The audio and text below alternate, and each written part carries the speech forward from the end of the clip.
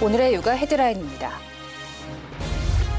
보건사회연구원이 15세에서 49세 기혼 여성 9천여 명을 대상으로 신혼집 마련 비용을 조사한 결과 자가구입비는 평균 1억 1,800만 원으로 집계됐습니다. 한국보건사회연구원이 가족 위기에 대한 인식 태도 및 실태 조사 결과 우리 국민 절반이 살면서 가족 위기를 겪은 것으로 나타났습니다. 정부가 일과 가정 양립 대책을 추진하고 있지만 중소기업에 다니는 직장인들에겐 아직 멀게만 느껴지는 것으로 나타났습니다. 이상 오늘의 육아 헤드라인이었습니다. 최근 미국에서 아기가 누군가의 뽀뽀로 인해 사망한 일이 있었습니다. 원인은 다름 아닌 헤르페스 바이러스였는데요. 이 바이러스는 흔하지만 면역력이 약한 아기에게는 치명적입니다. 신경을 따라 전파돼 뇌염에 이를 수 있는데요. 특히 포진 바이러스 보균자라면 다른 아이가 아무리 예쁘더라도 가만히 지켜봐 주는 게 아이의 건강을 지킬 수 있습니다. 육아포커스 첫 소식부터 만나보시죠. 보건사회연구원이 15세에서 49세 기혼 여성 9천여 명을 대상으로 신혼집 마련 비용을 조사한 결과 자가구입비는 평균 1억 1,800만 원, 전세 보증금은 평균 4,900만 원, 월세 보증금은 평균 1,300만 원으로 집계됐습니다. 이를 결혼 시기별로 보면 최근 결혼한 부부일수록 비용이 많이 든 것으로 나타났습니다. 평균 자가구입비의 경우 1995년 이전에는 7,300만 원이었지만 2010년에서 2015년에는 1억 5,600만 원으로 2배 이상 뛰었습니다. 같은 기간 평균 전세 보증금도 2,300만 원에서 약 1억 원으로 약 4배 올랐습니다. 우리 국민 절반이 살면서 가족 위기를 겪은 것으로 나타났습니다.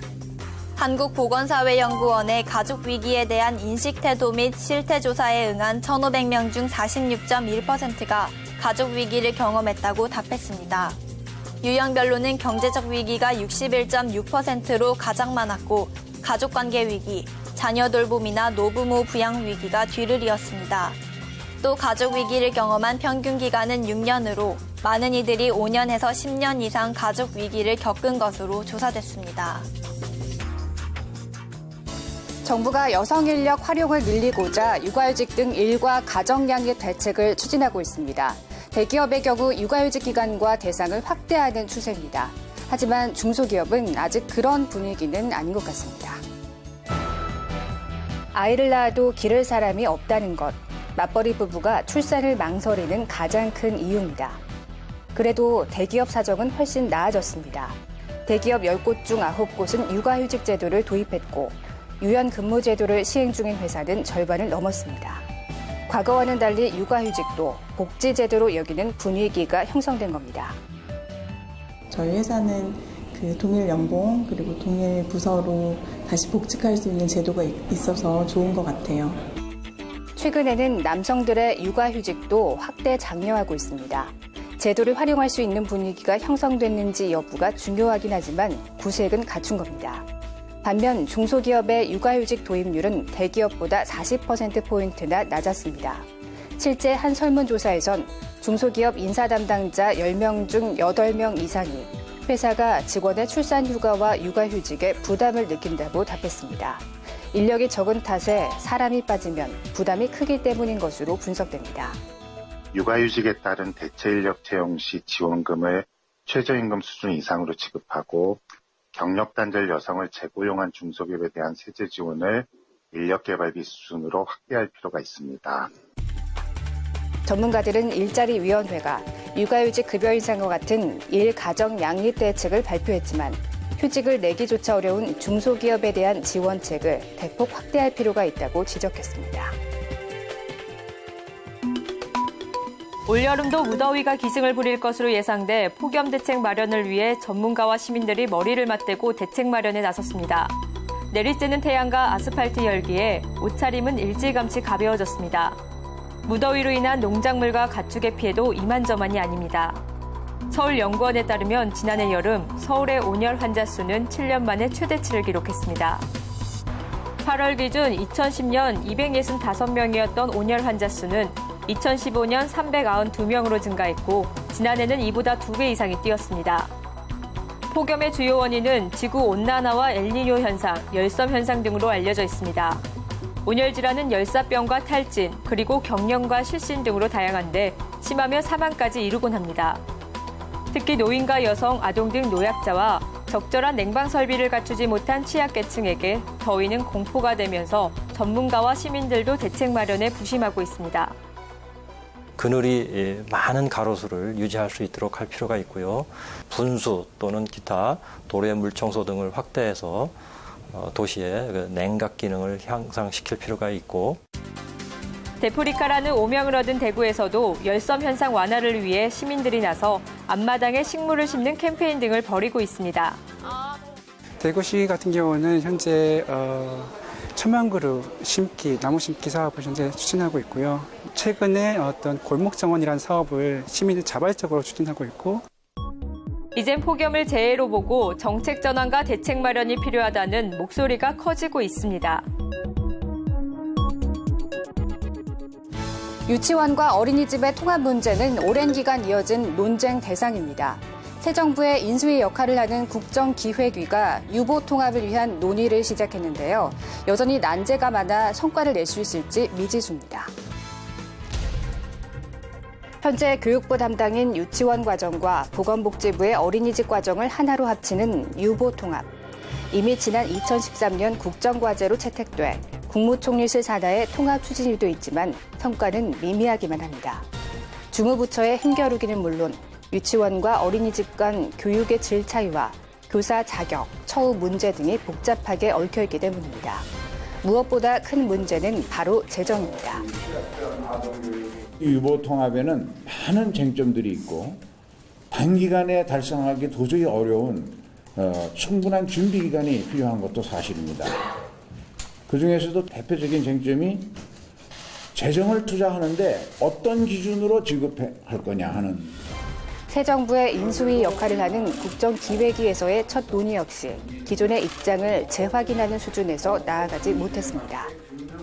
재원 계산이나 기본 자료 통계가 아직 각 부처가 지금 자기들 입장에서 통계를 점검을 하고 숫자를 맞춰야 되는데 그걸 못 맞춰서 큰 방향에서 다양한 토론을 하고 다시 한번 하기로 했어요.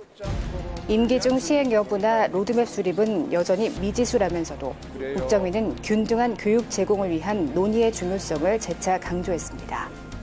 이만큼 이 문제가 중요한 문제다 하는 거는 틀림없잖아요. 20년 동안 지속이 돼서 지금까지 왔는데 상당 부분 많이 진척이 됐어요.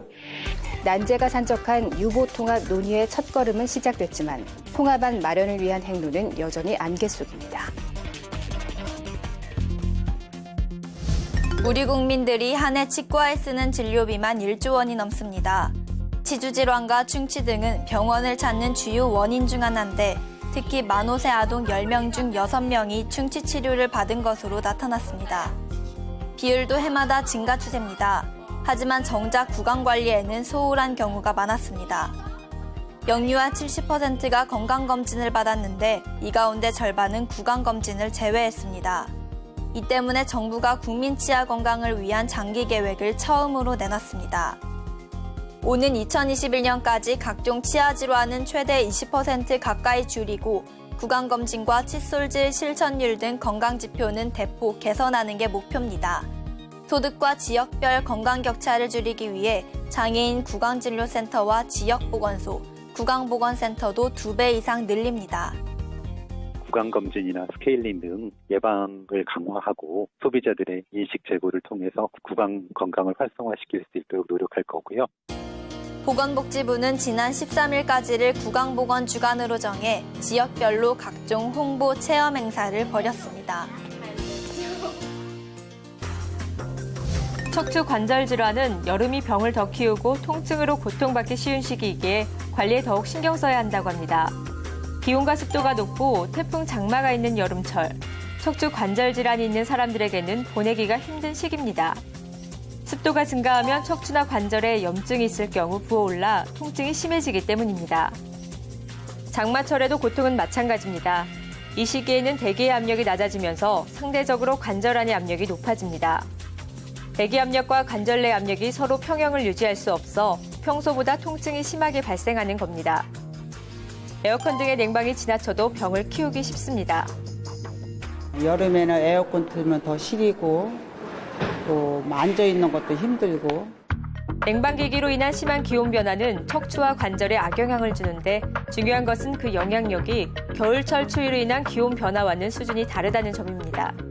여름철에는 덥다 보니 찬 에어컨 바람이나 선풍기 바람을 직접 쐬게 되면 이로 인한 관절 주변의 근육의 수축이나 관절이 뻣뻣해지는 증상을 경험을 하게 되고 이로 인한 기존 관절의 통증이나 허리 통증의 악화를 쉽게 경험할 수 있습니다.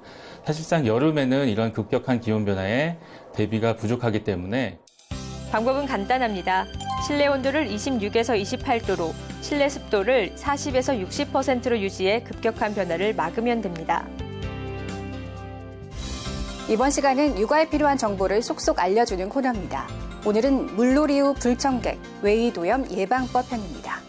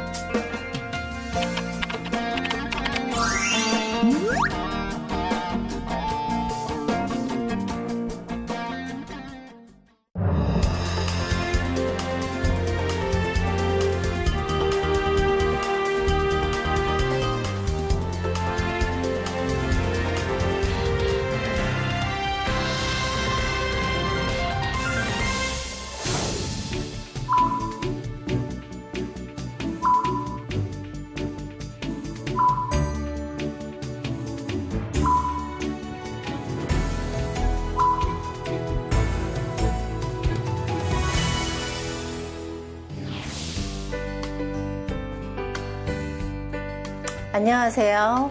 육아방송 시청자 여러분. 저는 서울 이주여성상담센터 센터장 이채희입니다. 서울 이주여성상담센터는 서울시 지원으로 이주여성 및 다문화 가족을 대상으로 이주여성 상담원이 직접 다양한 위기 상담 및 긴급보호, 법률 지원 등을 통합적으로 제공하는 기관입니다. 같은 출신국의 상담원이 직접 상담을 하기 때문에 이주 여성들이 겪는 다양한 문제를 좀 더 실질적으로 들을 수 있는 그런 곳입니다. 오늘 저는 이주민에 대한 선주민의 다문화 수용성에 대해 이야기하고자 합니다. 먼저 우리 사회가 최근 20년간 급격하게 다문화 사회로 변화하고 있다는 사실은 이제 더 이상 새로운 사실이 아닙니다. 2017년 법무부 자료에 따르면 현재 우리나라에 거주하고 있는 등록 외국인은 전 인구의 2%대인 110만 명 시대가 되었습니다. 1980년대 시작된 산업연수생 제도, 1990년대 중반부터 시작된 결혼 이민자는 이제 더 이상 잠시 머무는 사람이 아닌 함께 거주하는 한민족이 되어가고 있습니다. 그러나 문제는 단일민족으로 오랫동안 살아온 선주민들은 이주민과 함께 거주하는 삶에 대해 전혀 배우지 못하면서 살아왔다는 점입니다. 국제화, 세계화라는 이야기를 자주 거론하지만 정작 내부에 거주하고 있는 이주민들을 위한 세계화는 별로 이루어지지 않고 있습니다. 한국 사람들은 대체로 일정한 틀을 미리 만들어 놓고 거기에 맞추어 살아가는 삶을 선호하는 경향이 있는데요. 좋은 대학교, 좋은 직장을 가기 위한 틀을 만들어 놓고 그 삶을 살아갑니다. 이주민들을 받아들이는 선주민들의 사고방식도 이와 유사하게 작용합니다. 이주민들 각자가 가지고 있는 다양한 특성들을 고려하기보다는 선주민이 생각하는 이주민의 삶에 대한 틀을 미리 만들어 놓고 그 틀 안에서 살아가기를 바랍니다. 그래서 한국 사회의 미디어가 보여주는 이주민들의 삶은 이들의 다양한 현실을 그려내기보다는 한국 사회가 보고 싶어하는 이주민들의 삶을 재현하는 경우가 많습니다. 2015년 우리나라의 다문화 수용성 지수 조사 결과를 살펴보면 다문화 사회를 받아들이는데 동의는 하지만 단일 민족으로서 한국의 정체성 또한 더욱 인식하게 되는 혼재된 태도가 나타나고 있습니다.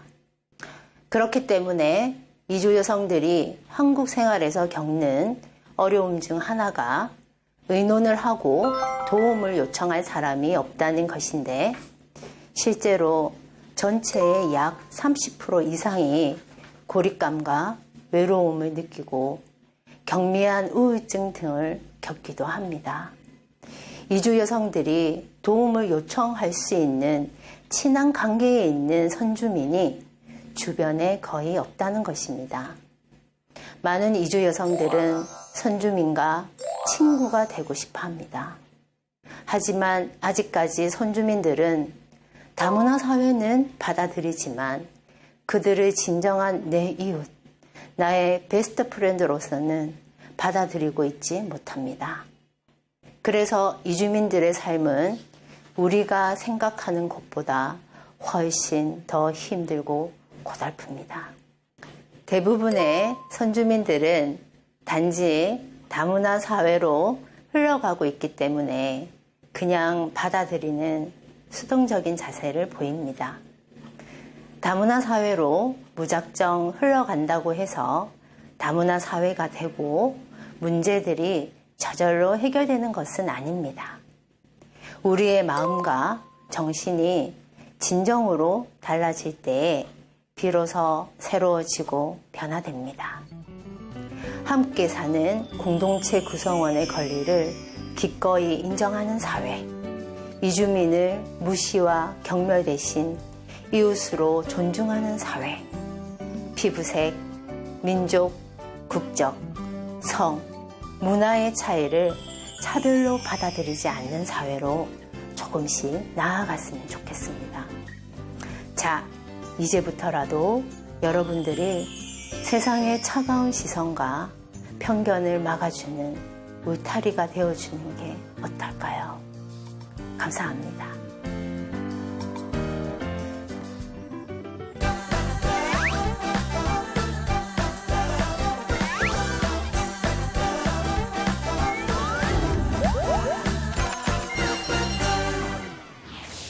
아이가 자꾸 눈에 보이는 물건을 입에 넣으려고 하는데 이건 어떻게 고쳐줘야 되나요?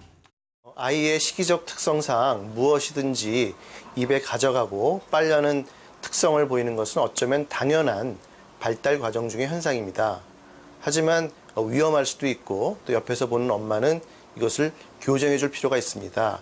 따라서 아이가 그와 같은 행동을 보일 때 간단하고 단호하게 안 돼!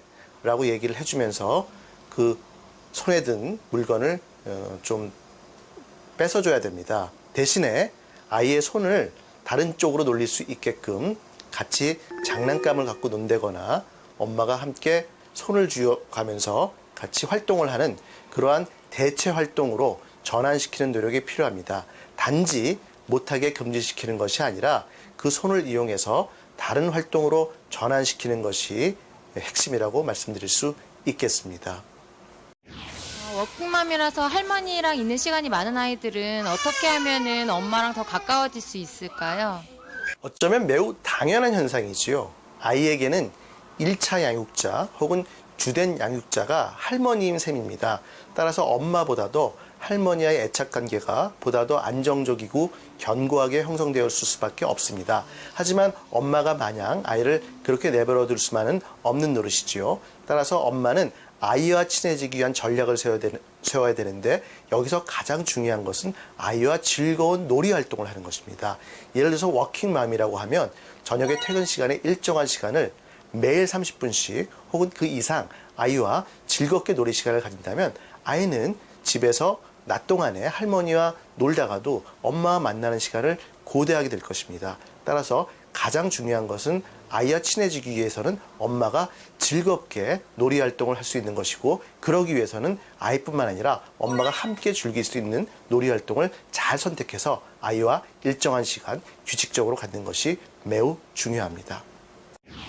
네, 툭하면 손가락을 빠는데 그게 어떻게 고쳐지는지 사실 많이 궁금하거든요.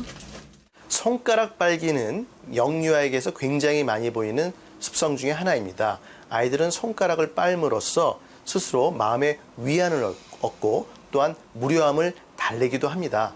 따라서 엄마는 아이의 이런 심리적 특성을 이해함과 동시에 아이가 손가락을 빨 때는 그 손가락을 가볍게 빼게 말을 해준 다음에 역시 다른 놀이 활동, 즐거운 활동으로 대체를 시켜줘야 됩니다. 다만 아이가 잠들기 전에 손가락 빠는 것은 어느 정도 허용해 줄 수가 있습니다. 아이가 잠들기 전에는 편안한 마음으로 잠들고자 하는 심리가 있기 때문에 그 부분에 대해서만큼은 허용을 해주시고 다만 낮 동안에 손가락 빠는 것에 대해서는 가볍게 금지를 시킨 다음에 다른 놀이 활동으로 전환시켜 주시고 혹시 낮 동안에 아이가 손가락을 빨지 않는 모습을 보일 때 야, 네가 그렇게 손가락을 빨지 않으니까 너무 보기 좋고 예뻐 보인다라는 말을, 즉 칭찬의 말을 잊지 않는 것도 중요하다고 할 수 있습니다.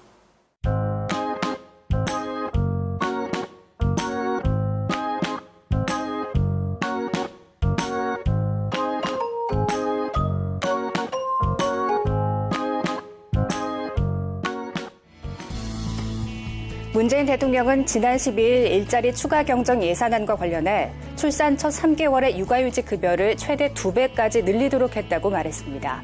여성 경력 단절은 여성과 가정, 국가에 모두 손실이고 육아휴직을 해도 경제적 어려움을 느끼지 않도록 한 것이라고 강조했는데요.